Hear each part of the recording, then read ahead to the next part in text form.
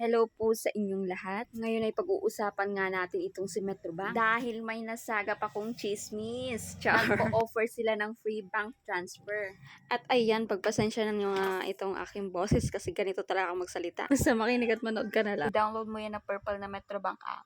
Pero syempre, bago ka mag-download ng kanilang Metrobank app, ay dapat may account ka na sa kanila. Sa pag-login mo nga ay may dalawang OTP na darating sa'yo. Ang isa ay isasend nila sa yung mobile number, at isa naman ay darating through your email. Kaso ito lang talaga yung ayaw ko sa app nila. Kada magla-login ako ay laging may OTP. Tapos minsan makakailang beses pa ako magre-resend ng OTP kasi minsan late dumating yung OTP nila. Tapos pag nakailang try ka, hindi ka ulit basta-basta makaka-login sa kanila. Disclaimer lang po ha, hindi po ako nag-i-endorse ng app na ito at hindi rin po ako naninira. Ang akin lang ay i-guide kayo at magbigay ng opinion tungkol sa kanila. Pag naka-login na kayo ay click nyo tong view accounts. At sunod ay pindutin nyo yung send money. Yung pagsasendan ko nga lang din ay sa sariling GCash account ko lang din naman ito transfer. Pagpasensyahan nyo na nga ulit itong maingay kong voice over.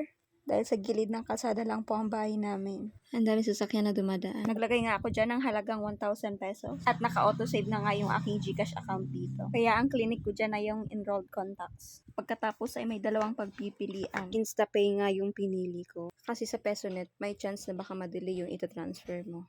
At ang pinili ko nga schedule ay syempre yung makukuha ko dapat agad. Syempre, doon na tayo sa mabilis. Diyan naman sa purpose, hindi ko na lang din pinalapan kasi sariling account ko lang din naman yung pagsisendan. Totoo ngang free yung kanilang service fee. Pero ha, may hangganan lang pala ito.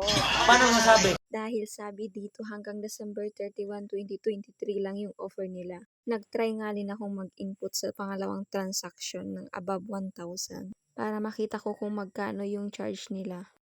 Nag-try ako mag-send ng halagang 2,400 at ayan, lumutang po yung service charge nilang 25 pesos.